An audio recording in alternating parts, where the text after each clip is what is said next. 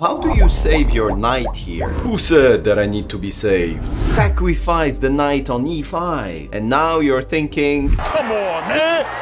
That's too easy! When the rook takes, the king moves, creating a discovery check, and I grab this rook back. Wrong. This rook covers the check and attack your queen at the same time, not letting you capture this rook. I know, you saw a check here, but now the king protects his rook. What if I tell you that white checkmates in 2 moves here? Hard to believe, I know. Start with this check. The rook is forced to cover, otherwise we simply win the rook. But now, checkmate!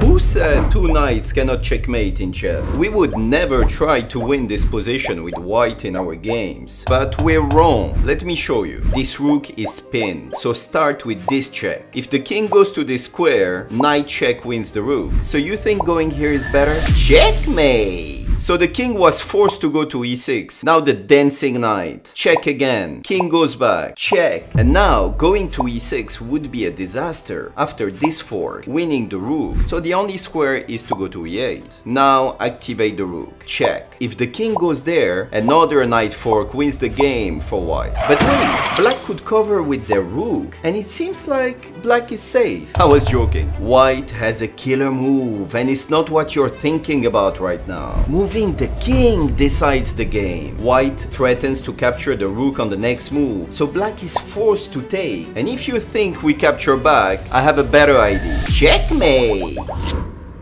Are you gonna resign again this game to realize afterwards that you could have saved it? Here black has a dangerous threat. Bishop here is checkmate. Controlling this square is impossible for now. So the only way is to start thinking about possible stalemates. But we have so many pawns and a knight that can move. How can a stalemate even happen here? Simple. Just sacrifice everything you have. Ready? We push. He takes. We push. He takes again. Now push this one. He takes. And now give him this one as well. If he takes, it's a stalemate. So he'll put his bishop on h7 to try to checkmate. So we control this square with our knight. The bishop goes to f5. And now knight f3. King takes. We take the pawn and draw. If the bishop moves there, the knight takes the pawn and draw again. And the last possible move for black is to try and pin the knight. But now, do you see what just happened?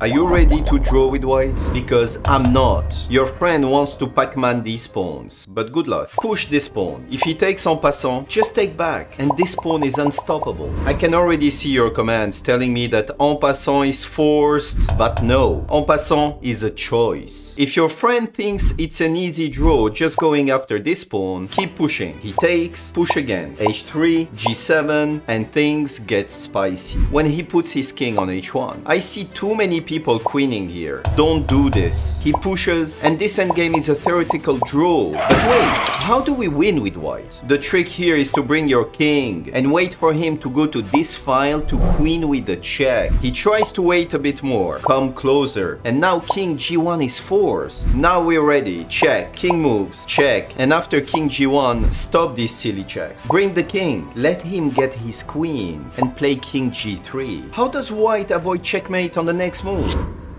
Can you believe white with a piece down is not losing this game? How? Simple. You have 5 pawns, sacrifice 4 of them. Start with this one. The GM doesn't get it, but he's forced to take. Now give up the second pawn. The GM accepts the gift again. Now you simply take the pawn, offering pawn number 3, but this one can't be taken. Otherwise, white pushes this one. Of course, your friend would see this variation. I was joking. Instead, the only move seems to be bishop a3, controlling this square. But who said we care about this square? We push our pawn again. They get exchanged, and now white wants to push this pawn on the next move. So the only move is to free this square for the bishop to be able to control c7. Instead, go to f5. The bishop is forced to come here to protect this square. And when black takes, does white have any legal move to play now?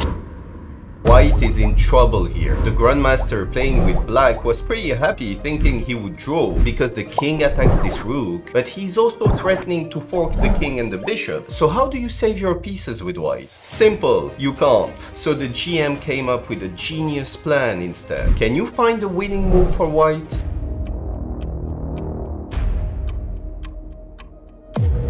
rook c4, because after rook check, king here, he grabs the bishop, yes, but we have a little trick, putting his rook in jail. After the amazing move h4, this is crazy, but the rook has no square to go to. The black pawns cannot move, so it leaves only one possible move for black, which is king e8. But now, I let you find the easy checkmate on the next move.